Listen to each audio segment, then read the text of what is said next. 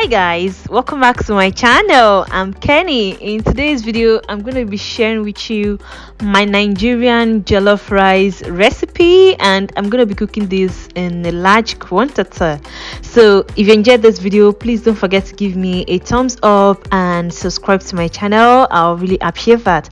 Okay guys, so these are the things I'm going to be starting with when I'm making my jollof rice. I use this tin tomatoes and this size of Tatase. So for every one tin of tomato, and I use one Tatase. So I'm going to be using 3 tins of tomatoes and 3 Tatase. The size of Tatase is what is usually available to buy here, so I've already got it down. So three sizes of this Tatase for these 3 tins of tomato. So also I put some scotch bonnet, onion, garlic and ginger. So I'm gonna start blending everything together now because I've already washed it.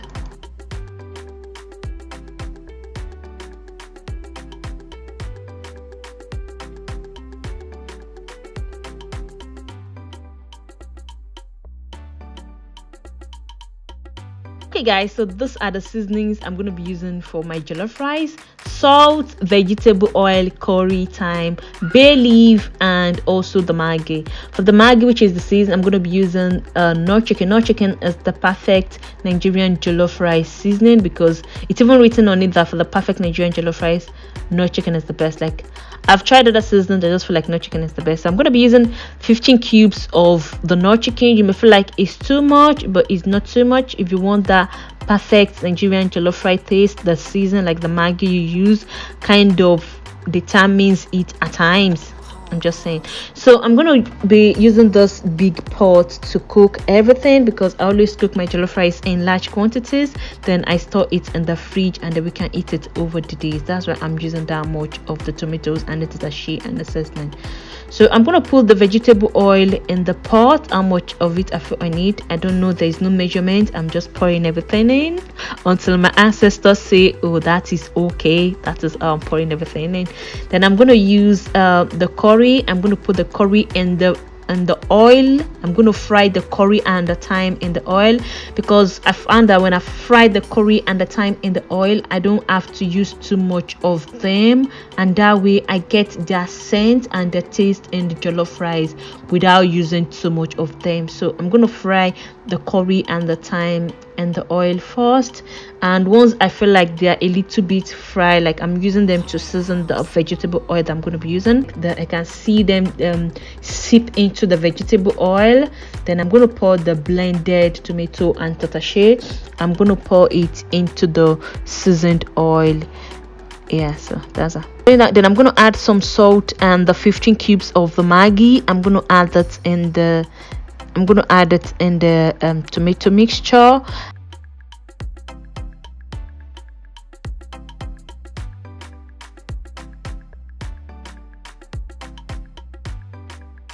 And also the bay leaf, and I'm going to cover the pot and let it cook.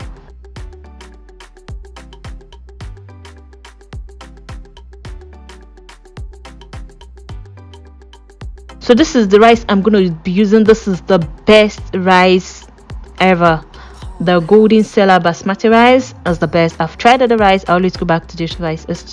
It's just the best. It's just the best. There's nothing too much to say about it. So I'm going to use about, I can't remember how many kg. I'm going to write the kg right here on the screen. I can't remember. This is how much of the rice I'm going to be using. Then to get rid of most of the starch in the rice, I'm not parboiling the rice. I'm not soaking the rice in water. I'm just going to pour hot water into the rice and let it get rid of majority of the starch in the rice, so as to get rid of that starchy taste that kind of comes with rice if it's not properly washed.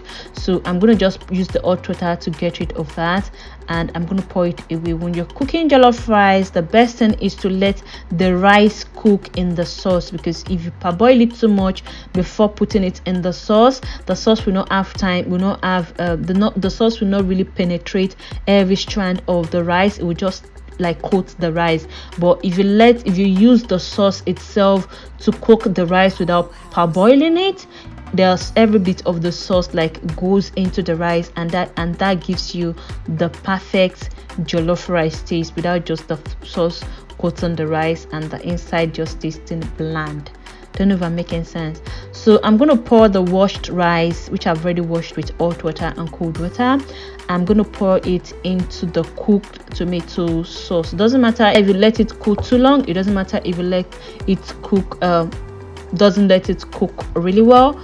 It's gonna get cooked with the rice. So I don't let it cook too much. I don't let it get like fried or cook too much, the sauce. So then I'm gonna pour the rice, the washed rice in it. And when you're doing this, the rice and the liquid, the water in the sauce, like the sauce and the rice, they have to be of the same level.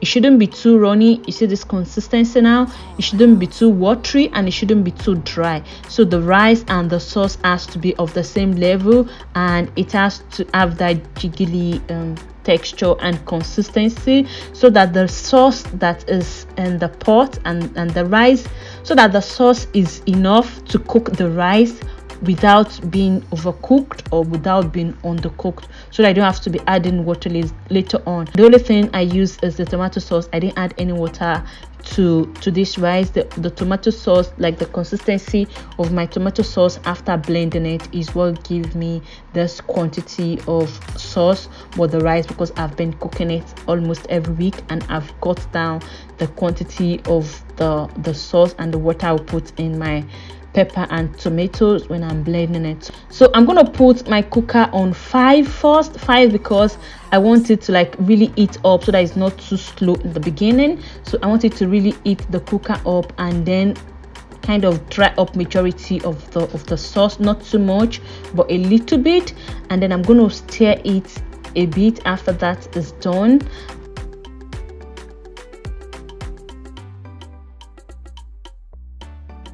And I'm going to use cling film now to cover the rice, and I will slow cook it. Like when I mean slow cook, I'm putting my cooker in 3 and 2, mostly on 2, and at times I alternate. So I alternate the setting of my cooker between 3 and 2, and at times I go to 1 if I feel like it's too much, because the rice needs to slow cook over a period of time. Like that's the key to it, because I want every bit of the sauce to penetrate every strand of the rice, and that way it's not mushy or mushy, and it's not cooked too fast, it's not cooked too slow. It is just cooked at the right temperature and everything just goes in together.